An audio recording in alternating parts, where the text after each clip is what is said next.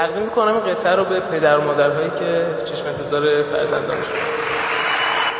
به جای من یه قاصدک یه روز میاد تو خونتون، تو قدرشو